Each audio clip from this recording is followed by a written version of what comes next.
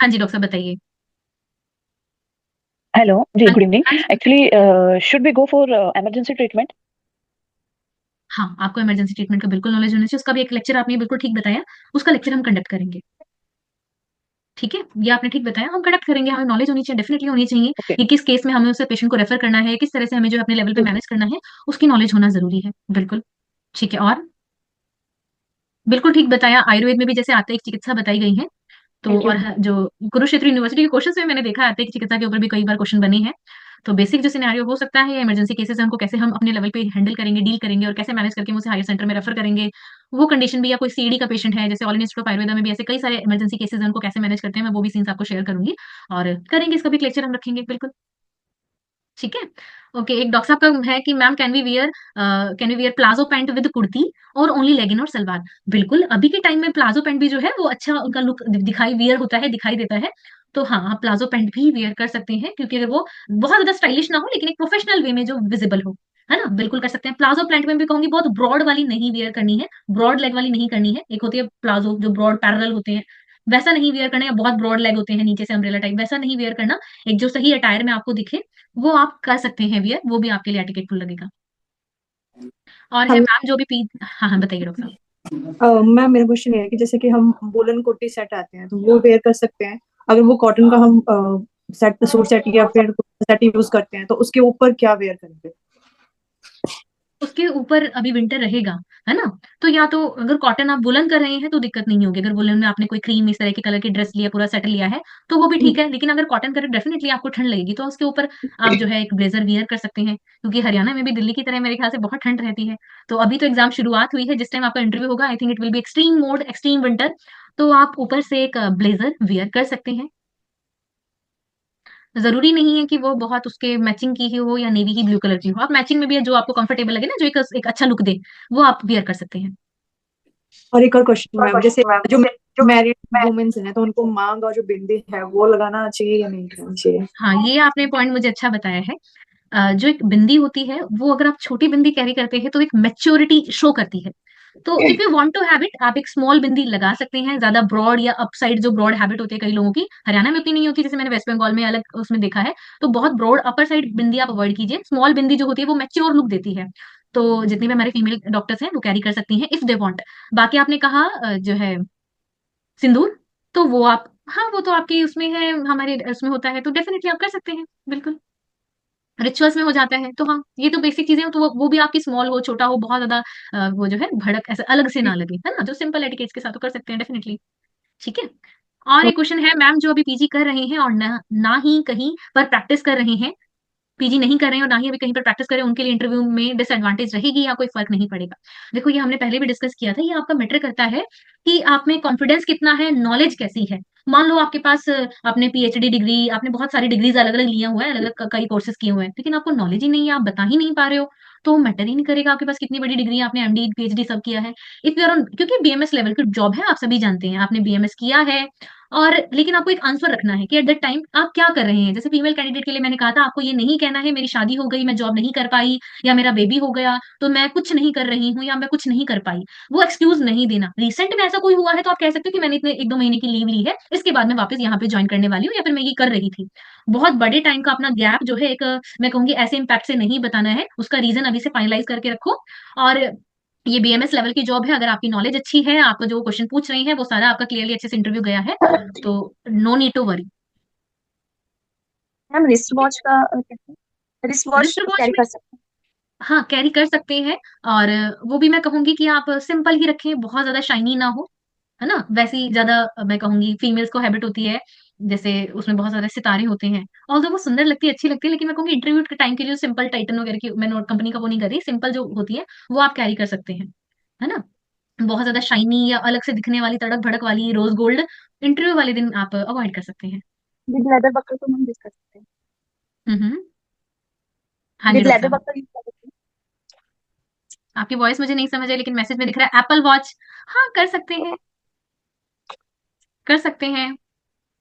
और वो भी डिपेंड करता है एक्चुअली कि जिस टाइम आप एंटर कर रहे हैं वहां पे सिक्योरिटी उसमें क्या मैटर करता है, क्योंकि जब आपके पास इंटरव्यू के लिए आएगा ना तो पूरी गाइडलाइन आएगी कि क्या क्या चीजें आप अंदर लेके जा सकते हैं, क्या क्या नहीं ले जा सकते हैं, आपको पूरी गाइडलाइन मिलेगी, हम उस पर भी डिस्कशन करेंगे। वो भी मैटर करता है। यूपीएससी का मुझे आइडिया, उसमें बहुत बड़ी गाइडलाइंस होती है, लेकिन अकॉर्डिंग टू स्टेट पीएससी हम उसी टाइम पे इस चीज को डिस्कस करेंगे और इलेबोरेटिव वे में बताया जाएगा। और आप एक डॉक्टर साहब ने पूछा है कि मैम जैसे जो मास्टर्स कर रहे हैं तो उन्हें अपने सब्जेक्ट की ज्यादा प्रिपरेशन करनी है क्या? सबकी। आपको जनरल मेडिसिन तो पता ही नहीं चाहिए, जनरल डिजीज पता नहीं चाहिए, लेकिन अपने सब्जेक्ट की ज्यादा होनी चाहिए, क्योंकि जितना भी मैंने जो है पूछा है, जिन जिनके अलग अलग इंटरव्यू हुए हैं अलग अलग पीएससीज में, तो उनसे कहीं ना कहीं क्वेश्चन अपने आप लैंड ऑन कर जाते हैं उनके सब्जेक्ट पे, या उनका जो थीसिस वर्क है, स्पेशली टू थीसिस वर्क, कहीं ना कहीं वहां पे लैंड ऑन कर ही जाते हैं। तो आपको अपना जो थीसिस वर्क जो आपने लिया है, अपने रिसर्च वर्क लिया है, और जिस ब्रांच में आप पीजी कर रहे हैं उसमें स्पेसिफिक टू थीसिस वर्क, इसका ज्यादा नॉलेज होनी चाहिए। बाकी जो बेसिक होनी चाहिए वो हम डिस्कस करेंगे, वो हम कवर कर लेंगे, डोंट वरी। मैम मैम अगर फाइनल प्रैक्टिस ईयर। कर रहे हैं तो आयुर्वेदिक ही बतानी है हमको कि आयुर्वेदिक प्रैक्टिस ही कर रहे हैं, जैसे मैं थोड़ा मिक्स कहूंगी, तो हो जाता है मैम। आपने कहा आप मॉडर्न प्रैक्टिस अगर कर रहे हैं तो क्या आपको आयुर्वेदा ही बतानी है? Is it the question? जी मैम, लाइक मेक इट मैं इट्स मिक्स्ड, आयुर्वेदिक प्रिपरेशंस भी होती है मैम साथ में, तो हम्म जैसे हम्म ओवुलेशन के लिए थोड़ा क्लोमिफेन साइट्रेट तो दे ही देते हैं, तो हम्म ओके ओके। एक्चुअली हाँ, नॉलेज है ना दोनों की होना जरूरी है, और आप बता भी सकते हैं कि हाँ ऐसे केस में हम हॉलिस्टिक अप्रोच रखते हैं, इसे आप कह सकते हो holistic approach, like you are treating a person in all the way, in their psychological mental, इन जिसमें मतलब आपका मेन टारगेट क्या है, उसे एक बेटर हेल्थ प्रोवाइड करना, उसकी डिजीज को ट्रीट करना। तो आप कह सकते हो कि yes sir, we are approaching a holistic way to treat our patient. तो जिसमें अगर ये कंडीशन है, जैसे मेरी जो स्टडी चल रही है पक्षाघात में, तो मैं अपने पेशेंट को, अगर उसको थ्रोम्बोटिक जो है इन्फेक्शन हुआ है, तो मैं उसकी कोई एस्पिरिन को बंद तो नहीं करा दूंगी, क्योंकि मैं आयुर्वेदिक डॉक्टर हूँ। मैं उसके एंटी हाइपरटेंसिव को बंद तो नहीं कराऊंगी, उसकी एंटी जो है ओरल हाइपोग्लाइसेमिक ड्रग है, अगर वो डायबिटिक पेशेंट है उसको बंद नहीं कराती हूँ। उसके साथ ही मैं अभी all India institute of Ayurveda की बात करें तो हमारी हॉलिस्टिक सारी ही, मेरा अपोलो के साथ क्योंकि एमओयू के अंडर जो है प्रोजेक्ट रिसर्च वर्क, तो हम वो साथ में ही मेडिसिन देकर ट्रीट करते हैं। पेशेंट की ब्लड थिनर स्टैटिन हम बंद नहीं करते हैं। तो ऐसे ही आप बता सकते हो कि सर हम हॉलिस्टिक अप्रोच रखते हैं, तो ऐसी कंडीशन में हम ये साथ में मेडिसिन देते हैं, या अगर कोई ऐसा हार्मोनल अगर कुछ कॉम्बिनेशन अगर आपको देने की जरूरत पड़ती है तो हम उसे यूज करते हैं, जैसे जो सर्जरी में है, आफ्टर अगर सर्जरी वो एंटीबायोटिक्स यूज करते हैं या एनेस्थेटिक्स का यूज करते हैं, तो वो नीड होती है, नीड ऑफ आर है। तो उसे क्या कहा जाएगा? एक हॉलिस्टिक अप्रोच, इंटीग्रेटिव अप्रोच। बाकी अदर वर्ड क्या है? इंटीग्रेशन। इस पे लेक्चर कई सारे होते हैं, वो तो आयुर्वेदा में जो है पूरा भारत ही हमारा आयुर्वेदा पूरा ग्लोबली जो है अभी इंटीग्रेशन की ओर लीड कर रहा है। All India institute of Ayurveda की ही मोर देन 50 और 100 आई थिंक कहूंगी, जो है कंट्रीज के साथ या उनके अलग अलग हॉस्पिटल्स के साथ, पैथीज के साथ एमओयू है ना, मेमोरेंडम ऑफ अंडरस्टैंडिंग है। इसका मतलब क्या है? वो इंटीग्रेशन में काम कर रहे हैं। हमारे यहाँ यूनानी की भी ओपीडी है, होम्योपैथी की भी ओपीडी है, और अलग अलग मतलब डेंटल की भी ओपीडी है, ऑर्थोपेडिक्स की भी ओपीडी है, और गायनी के भी जो है हर तरह के प्रोसीजर होते हैं उसके मॉडर्न मेडिसिन भी है, आईसीयू भी है। तो ये टर्शरी केयर हॉस्पिटल है। तो मतलब क्या है? इंटीग्रेट जो है इंटीग्रेशन को अप्रोच कर रहे हैं, तो पूरा यहाँ पे डिपार्टमेंट ऑफ इंटीग्रेशन भी है। तो आप भी वही बता सकते हैं कि जब हमारे इतने बड़े नेशनल इंस्टीट्यूट में ऐसा चल रहा है तो मैं अपने लेवल पे जो है वो अप्रोच फॉलो करती हूँ, है ना, ये आप बता सकते हैं। Thank you ma'am. ओके, अब मैम जो है जैसे जो मास्टर्स कर रहे हैं तो उन्हें अपने सब्जेक्ट की ज्यादा, हाँ ओके, हाँ आपको होनी चाहिए। फाइनल ईयर पीजी स्टूडेंट्स को एनओसी की नीड है क्या? उस टाइम के एनओसी के लिए होती तो है, जरूरी है, आपको एक सर्टिफिकेट बनवाना पड़ता है, बिल्कुल बनवाना पड़ता है। तो आपके पास डॉक्यूमेंट की जो लिस्ट आएगी ना उसमें भी मेंशन किया जाएगा। और हाँ, अगर आप अभी किसी गवर्नमेंट इंस्टीट्यूट में या अभी कहीं वर्किंग है, आपको एनओसी लेनी पड़ती है अपने डिपार्टमेंट से, बिल्कुल वो आपको पहले ही बनवा कर रखनी पड़ती है। सही है आपका डॉक्टर साहब क्वेश्चन। और कोई query?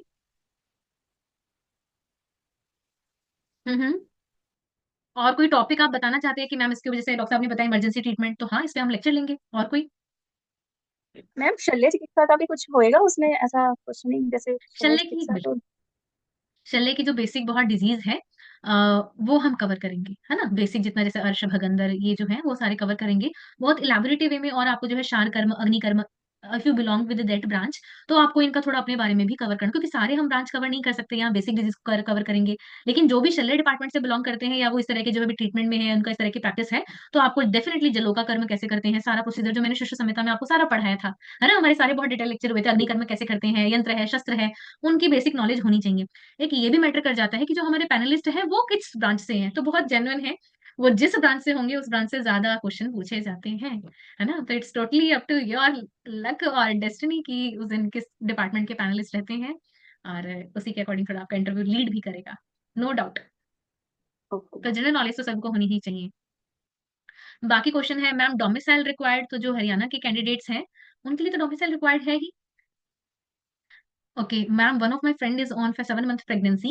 What should her dress code? Can she wear salwar suit or sari? No, no, no, sari compulsory नहीं है। अगर आप जो है साड़ी बात करें, तो हमारे कई सारे रिलीजन में भी हम साड़ी वेयर नहीं करते हैं, तो सलवार सूट वेयर करते हैं, आप सबका अपना अटायर होता है। तो it's totally up to you, sari कर सकते हैं, लेकिन अगर नहीं कर रहे हैं तो कोई वेस्टर्न ड्रेस आपको वियर नहीं करनी है, then you should go for salwar suit. और डेफिनेटली जो 7 मंथ प्रेग्नेंट अगर हमारे डॉक्टर साहब है, तो उनके लिए कंफर्टेबल ज्यादा सलवार सूट रहेगा। उनका कंफर्ट ज्यादा मैटर करता है, उनकी हेल्थ ज्यादा मैटर करती है ऐसे टाइम पे, उनका जो है मेंटल स्टेटस कैसा, हेल्थ वो ज्यादा मैटर करता है, तो वो कैसे भी वियर कर सकते हैं जिसमें वो कंफर्टेबल होंगे, है ना। ओके मैम, जो कंप्लीट आईसीयू और इमरजेंसी में जॉब कर रहा हो और आयुर्वेदा प्रैक्टिस ही नहीं की हो, तो मैम क्या आंसर दें? डॉक्टर साहब, आप मैं कहूंगी कहीं ना कहीं ज्वाइन कर लीजिए, है ना, जॉब के साथ में कोई क्लिनिक ज्वाइन कर लीजिए, ताकि आप बता सके कि मुझे आयुर्वेदा की नॉलेज है, क्योंकि इसकी जॉब प्रोफाइल में you have to treat the disease in with Ayurveda medicine, है ना। और मैम 12.5% के अकॉर्डिंग कितने मार्क्स का इंटरव्यू होगा?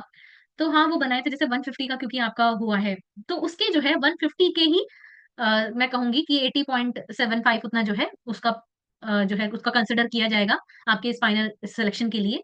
और इसका परसेंटेज तो 12.5 ही रहेगा, ठीक है, 12 पॉइंट उसको 100 एज अ कंसिडर किया जाएगा। तो जो आपका सेलेक्टिव टेस्ट हुआ है ना, सब्जेक्टिव टेस्ट हुआ है, वहां से हम कहेंगे कि उसको क्यूमुलेटिव वे में लेकर और वहां से जो है उसको 87.5 में मैनेज किया जाएगा। ये आपका 12.5% मान के चलिए, क्योंकि ये नंबर में भी कन्वर्ट हो सकता है उसको एज अ परसेंट लिया जाए।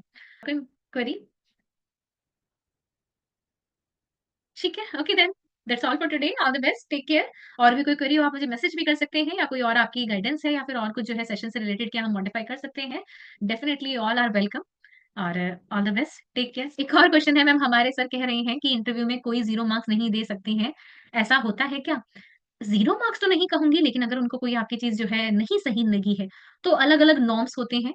अगर आप यूपीपीएससी की ही वैकेंसी की बात करें, तो जितने लोग सिलेक्टेड थे वो उस पोस्ट से कम थे, लेकिन फिर भी सभी का सिलेक्शन नहीं हुआ फाइनल आफ्टर इंटरव्यू, तो उनके पास चांस रहता है, अगर वो जीरो भी नहीं दे, मान लो ऑलरेडी आपके जो है सब्जेक्टिव में भी कम रहे हैं, तो उसके अकॉर्डिंग थोड़ा कितना आपका जो है क्यूमुलेटिव बन रहा है, कलेक्शन बन रहा है, उस पर मैटर कर सकता है। या उनको आपको नहीं सुटेबल लगा है, तो उनके पास अलग अलग नॉर्म्स होते हैं, वो नॉट सुटेबल भी मेंशन कर सकते हैं। उनको आपका बिहेवियर अच्छा नहीं लगा, उनको आपका जो है नेचर अच्छा नहीं लग रहा, आपके साथ कैसा कन्वर्सेशन हुआ उसमें कुछ बहस हो गई, उनके पास अलग नॉर्म्स होते हैं, वो कुछ अलग चीज मेंशन कर सकते हैं। 0 मार्क्स नहीं तो कुछ ऐसा उनके पास अपने ऑप्शंस होते हैं। एग्जैक्टली ये क्या चीजें हो सकती हैं, ये मैं और पता करके टीचर्स से बताऊंगी आप। मैम, जैसे कोई एमडी के बाद 4-5 साल से टीचिंग प्रोफेशन में है, तो उनसे ये पूछा जाएगा कि आप टीचिंग से इस प्रोफेशन में क्यों आना चाहते हैं और क्या आंसर दे। बिल्कुल आपसे ये क्वेश्चन पूछा जाएगा कि आप इतने साल की अपने टीचिंग का क्यों वेस्ट कर रहे हैं, क्योंकि वो तो वेस्टेज ही हो गई, तो बीएमएस लेवल की जॉब है। आप बता सकते हैं कि ये मेरा नेटिव प्लेस है, या मेरे नेटिव प्लेस के पास है, या मैं हमेशा से किसी गवर्नमेंट जॉब में रहना चाहती थी या चाहता था, या फिर मेरा ज्यादा मन जो है पेशेंट को क्लिनिकल प्रैक्टिस में है, और जहां मैं टीचिंग कर रहा हूँ वहां उतना पेशेंट्स का एक्सपोजर नहीं है, या कर रही हूँ पेशेंट का एक्सपोजर नहीं है। तो आप बता सकते हैं कि मुझे जो है पेशेंट एक्सपोजर अच्छा लगता है, मुझे पेशेंट को ट्रीट करना अच्छा लगता है, या मेरा वो नेटिव प्लेस है, या मैं जो है हरियाणा से ही हूँ और मुझे कहीं और जॉब करनी पड़ रही है, फिर मुझे ये ज्यादा प्रोफेशन ज्यादा अच्छा लगता है, और मैं या फिर गवर्नमेंट जॉब में आना चाहता हूँ या चाहती हूँ। Definitely everybody want to be in government job if they have that chance, है ना, या वो वहां से बिलोंग करते हैं। तो अब मल्टीपल आंसर आप दे सकते हैं, बाकी आप इंडिविजुअली जब आपका पर्सनल सेशन होगा तो मैं आपको और गाइड करूंगी।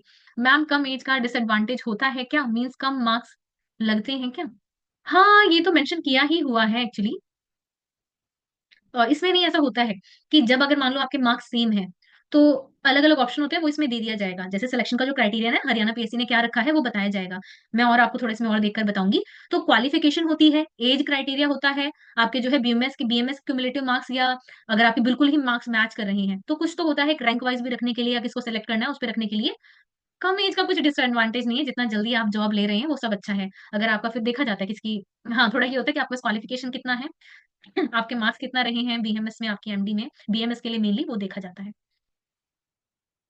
ठीक है, ओके देन, और कोई क्वेरी? Realme 08 से जिन्होंने ज्वाइन किया है, आप मुझे एक बार जरूर मैसेज कीजिए। मैं आपके जो है आपका मैसेज समझ नहीं पाई, तो आप मुझे पर्सनल मैसेज कर देना कि ये मैसेज किससे रिगार्डिंग है, किन के रिगार्डिंग है, मैं समझ नहीं पाई, तो आप मुझे पर्सनल मैसेज करके प्लीज इसे इन्फॉर्म कीजिए, ठीक है। Okay then, that's all for today, take care, good night, all the best.